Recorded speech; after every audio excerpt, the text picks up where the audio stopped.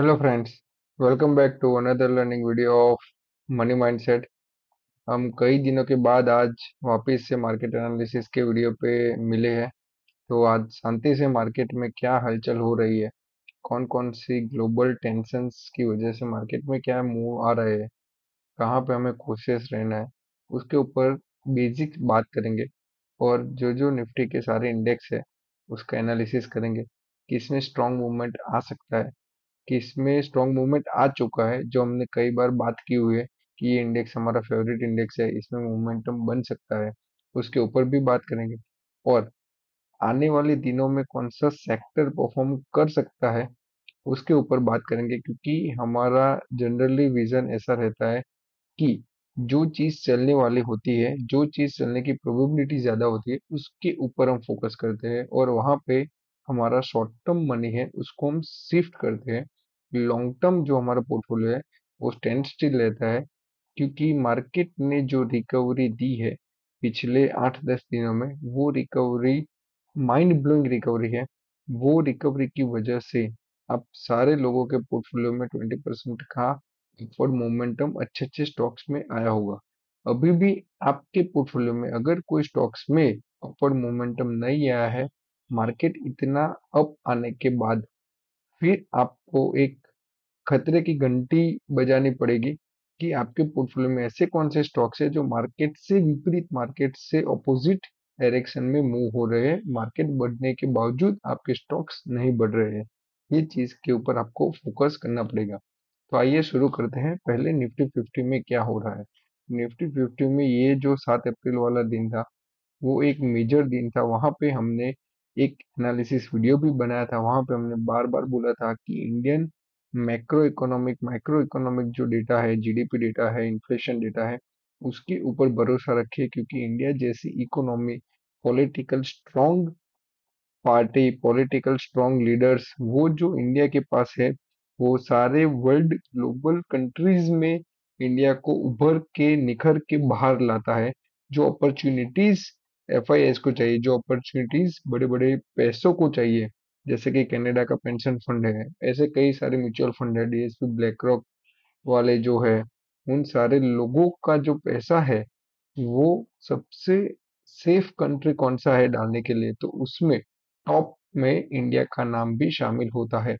वो हमने जब 7 अप्रैल का ये डाउनवर्ड मोमेंटम शुरू हुआ था, या डाउनवर्ड मोमेंटम में ओपन हुआ था, मार्केट 5% गैप डाउन में खोला था, तब हमने बात की थी, तब हमने इंस्टाग्राम पे एक रील भी बनाई थी कि यहाँ पे डरने की जरूरत नहीं है, अच्छे stock, quality stocks cheap valuation में मिल रहे हैं, उसको बाय करने की जरूरत है। यही एग्जैक्टली चीज होती हुई हमें दिखाई दी। जैसे कि हमने उस दिन प्रीवियसली देखा था कि जैसे कि ये 4 जून वाला दिन था, जितना बड़ा रेड कैंडल था, उतना ही अपवर्ड मोमेंटम 2 ही दिन में पूरा रिकवर करके मार्केट ने एक अपवर्ड मोमेंटम, अच्छा खासा मोमेंटम शो किया था। सेम चीज यहाँ पे होती हुई दिखाई दी। गैप डाउन हुआ टैरिफ के न्यूज की वजह से। उसके बाद जो टैरिफ के न्यूज है उसको ट्रम्प ने रिवोक कर दिया, 19 डेज के लिए उसमें पोज लगा दिया। तो वो सारे जो ग्लोबल न्यूज आ रहे थे उसकी वजह से मार्केट में जो टेंशन्स था, मार्केट में जो रिटेलर्स को घबराहट हो रही थी, उसकी वजह से उसका नतीजा ये था कि मार्केट इतना गैप डाउन हुआ था। फिर भी मार्केट ने वहां से रिकवर करके अच्छा खासा अपवर्ड मोमेंटम दिया है। जैसे कि हम देखें तो यहाँ से लेके ऑलमोस्ट 12% इंडेक्स 2622 पॉइंट का अपवर्ड मोमेंटम इन 21 डेज। तो ये एक बड़ी बात है, जहाँ पे इंडियन इकोनॉमी, इंडियन मार्केट में हमें कैसे बुलिश होना है, हमें कैसे स्ट्रॉन्ग पावर इंडिया का दिख रहा है, रिटेलर का पावर दिख रहा है, वो हमें मालूम होता है।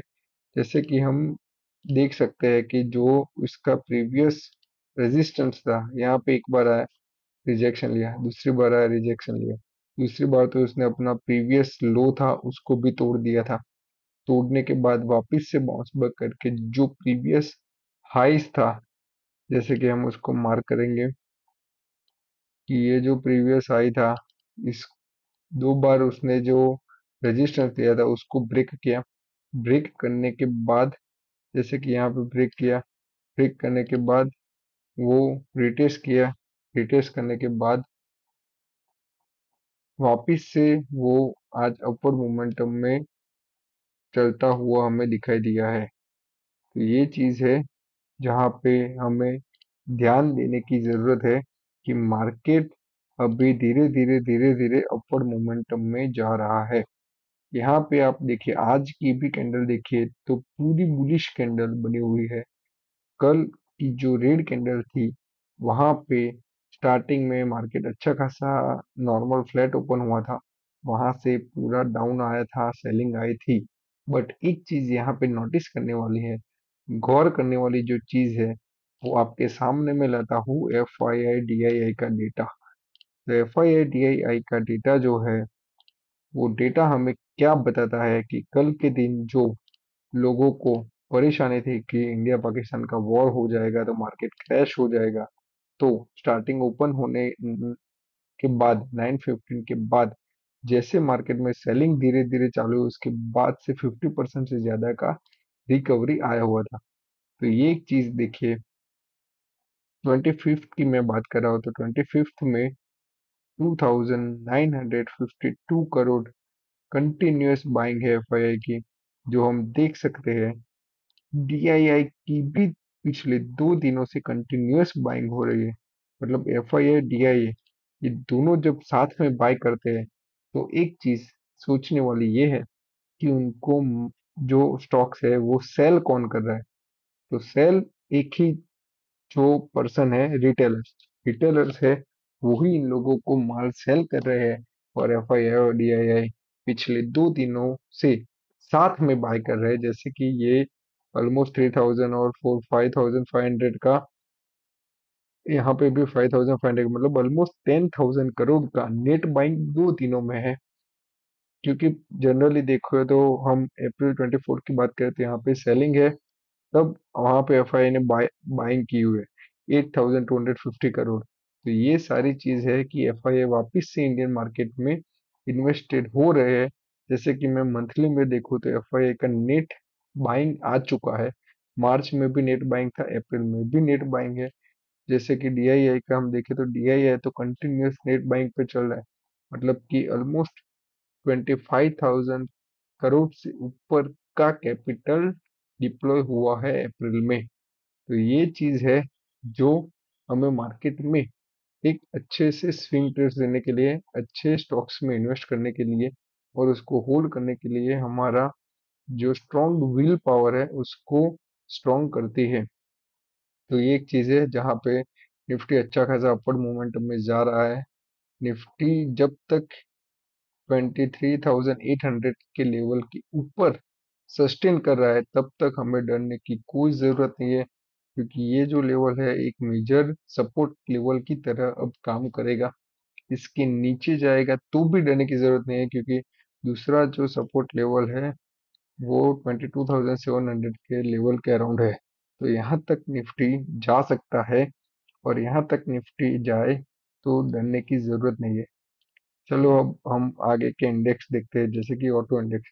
तो ऑटो इंडेक्स में क्या हो रहा है, रिवर्सल आया, सेम निफ्टी का पैटर्न, गिरा, वापस से ऊपर आया और अपने प्रीवियस हाई है उसके ऊपर सस्टेन कर रहा है। फार्मा का हम देखें, फार्मा अभी भी उसका अपना प्रीवियस हाई था, वो प्रीवियस हाई को तोड़ा नहीं है, वहां पे जाके अभी वहां पे ही स्ट्रगल कर रहा है। आईटी की बात करें, आईटी में अभी भी स्ट्रॉन्ग पावर नहीं दिख रहा है।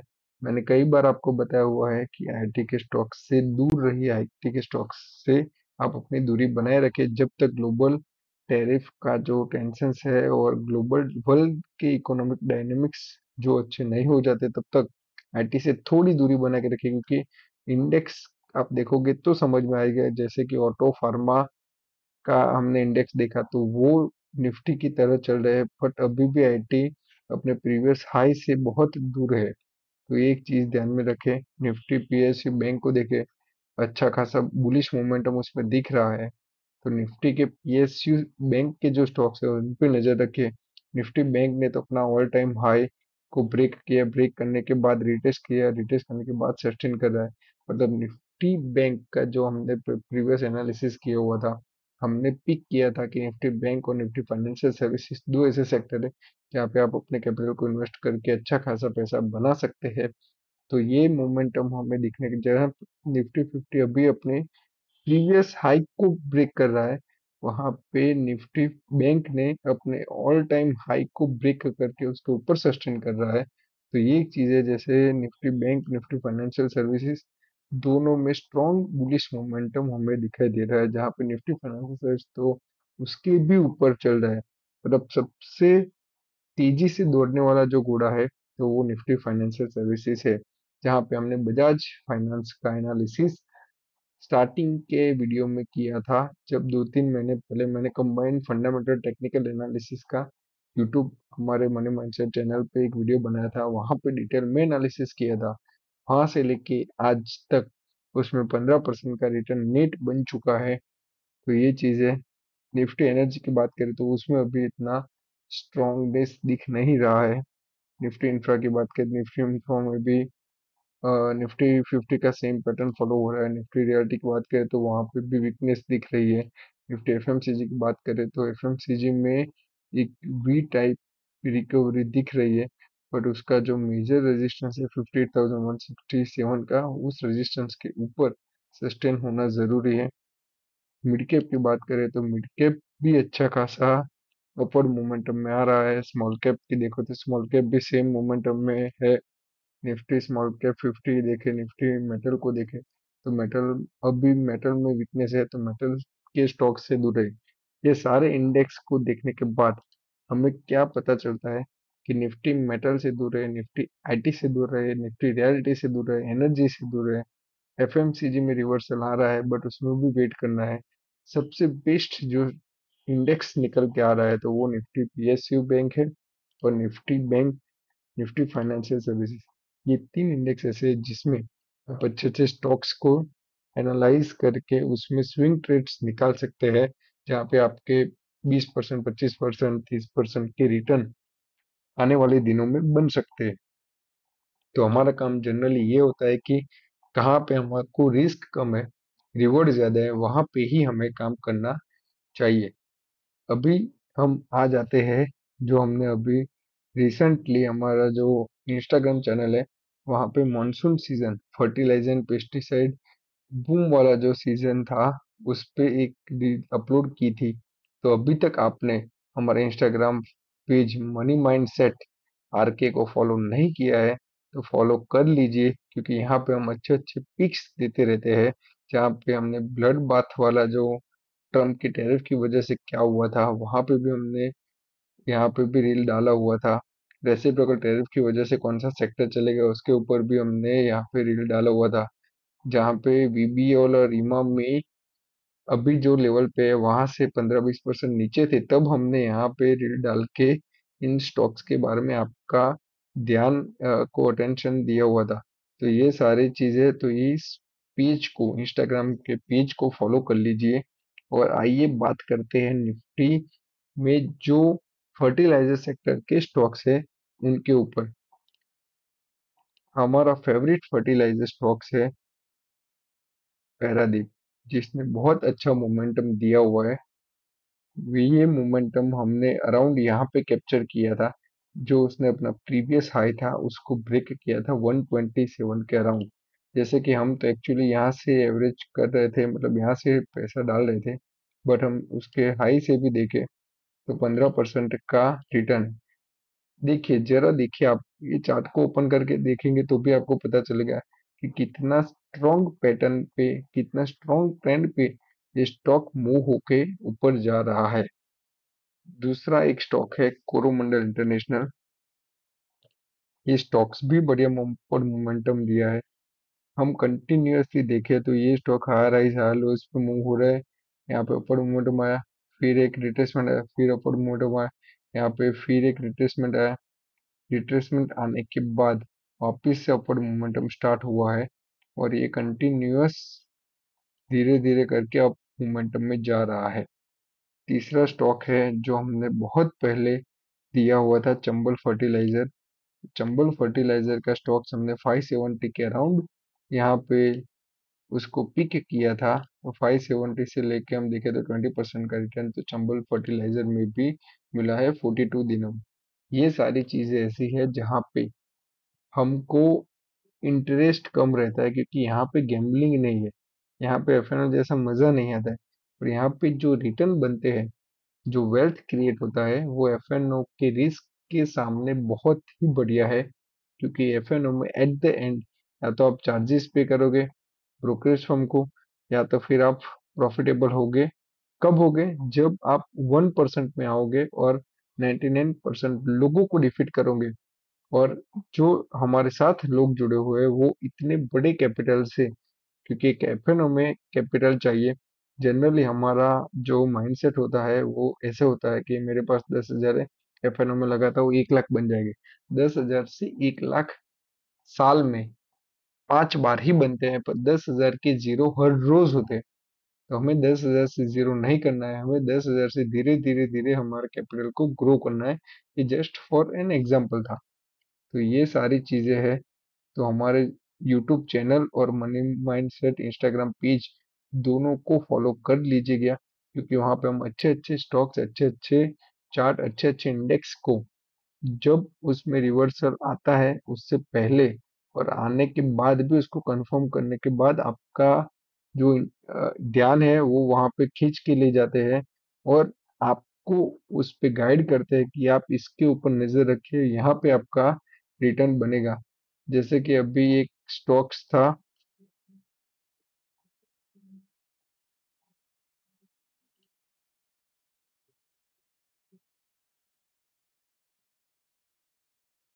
जिसके ऊपर सेबी ने कुछ रिपोर्ट डाला था, जिसके प्रमोटर्स ने कुछ फ्रॉड किया था।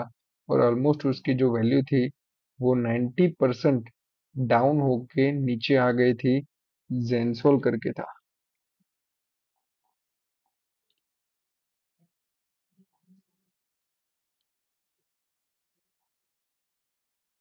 देखिए, अभी आपको एक ज्ञान की बात बता देता हूँ कि ऐसे स्टॉक्स से हम कैसे बच सकते हैं। 1,300 का लेवल का स्टॉक्स अभी उसको मिल भी नहीं रहा है, कितना नीचे आ गया है, 86 रुपीज पे आ गया है। 1,300 का स्टॉक 86 रुपीज पे आ गया है।